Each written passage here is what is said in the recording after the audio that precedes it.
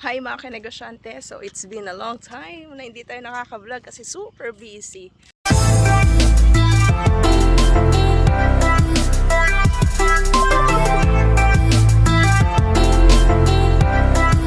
Ayan, so andito kami ngayon. First time ulit mag-jogging. Ayan, so mayroon tayong kasama pero nauna na siya, si Ate Miles. So, shout out sa mga ka-negosyante natin. Ayan. So, grabe guys. It's been It's been 3 months. Nee, parang 2 months. Parang 2 months. Almost 2. Ayan. So, grabe. Ang dami namin pwedeng ma-share sa inyo sa journey natin. Sa new business natin. Na traditional business. Grabe. And, grabe talaga.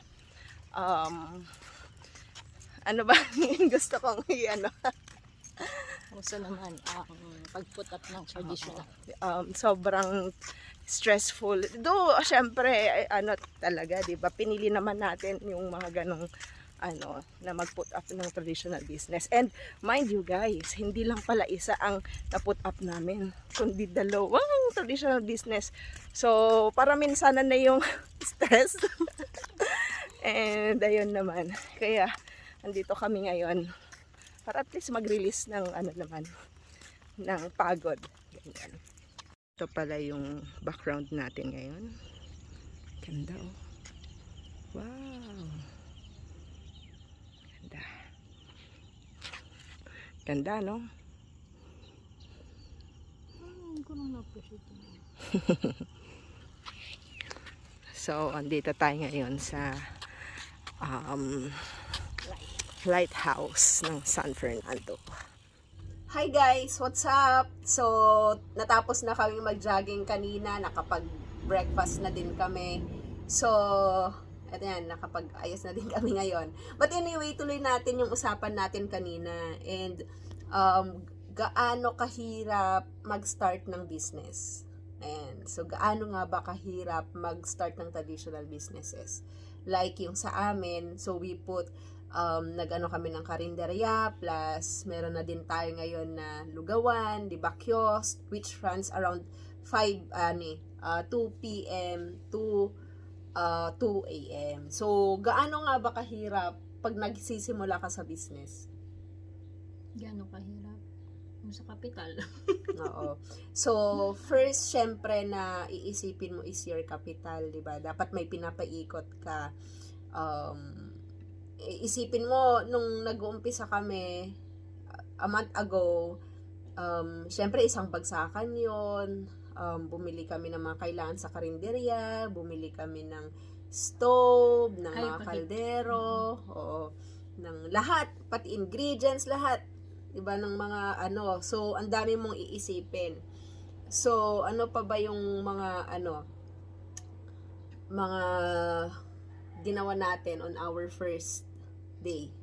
Ayun, kinonsider muna namin yung yung location ng business mo. So, maganda naman yung nakuha namin, smart position. Sa harap ng ng isang establishment. Oo. Yeah. So, ayun. Then, parang abrupt lang, no? Biglaan din kasi. So, sayang din kasi may mga gustong kumuha ng location na yon. So, syempre naisip namin for long term, 'di ba? Kaya nag-oo kami because of that. Ayun. So, 'yun yung sabi ni Colleen, 'di ba? First is your location. Isipin mo kasi magraran ba 'to for a couple of years or di ba? Magiging patok ba just in case may mga customers ba in the future or even now, di ba? So, yun, location. Consider din natin yung product or service. Ano ba yung ipoprovide nating service for the traditional? So, naisip namin or may nakapag-suggest din sa amin na food. Kasi, syempre, kailangan din talagang kumain. Yun. So, ano pa ba? Tao. Ayan, yung staff, 'di ba? Mapagkakatiwalaan ba itong staff na to? Mamahalin ba ng staff na to yung business mo? Kasi yun yung mga kailangan mo ding i-consider, eh. Hindi lang parang kukuha ka ng tao for the sake na 'di ba, tatrabaho. You have to consider also kung yung taong yon is maging responsible din. 'Di ba? Kasi syempre mahirap din, nag-e-effort ka. Diba, naglalaan ka ng mga efforts, pero on the other hand, yung mga tao mo, 'di ba, mas masipag ka pa kaysa sa kanila. So yun, yung mga though hindi siya madali kasi talagang i-observe mo at the same time, 'di ba, plus yung takbo ng business mo, talagang i-observe mo lahat yon. So ano pa ba?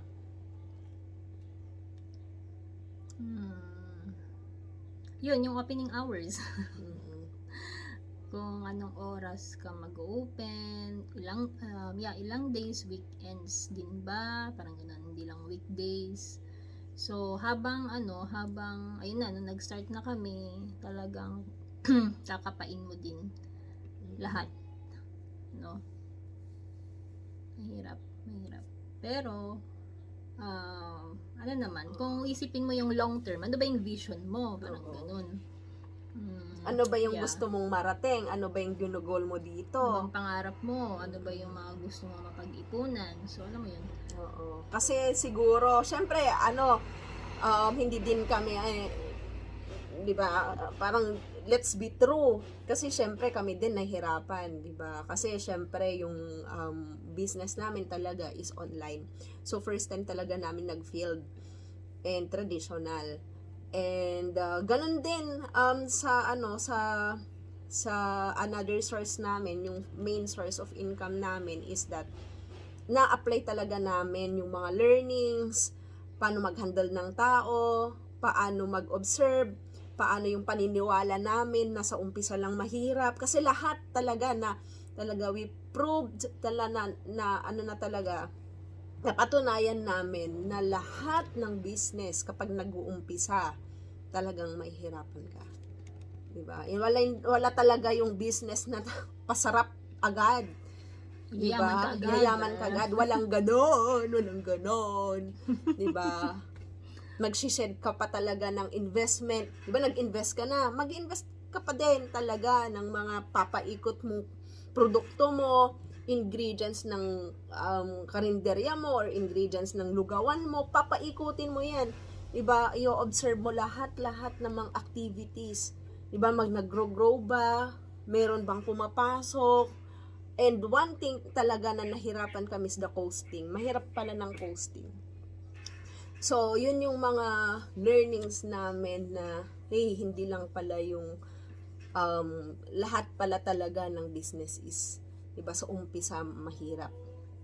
And for sure, naniniwala kami na balang araw, diba, magiging smooth din lahat. Once na nakapamo na, mag-breakthrough na yung yung business mo, then, diba, yun naman din yun. Tuloy-tuloy na yun.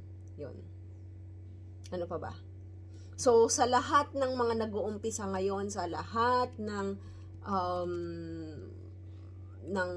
nag-iisip na mag-business, basta be patient enough. Diba? And, syempre, dapat kapag nag-business ka, is, meron ka talagang pera. Diba? Walang business na syempre, may mga maliliit talaga na pero kung gusto mo talaga na malaki yung kita, dapat talaga handa ka na may pera ka. So, sa mga bago ngayon na subscribers natin and mga supporters natin, salamat. And kung bago ka dito sa channel namin, which is the Negosyanting Nurses, subscribe for more. Ciao!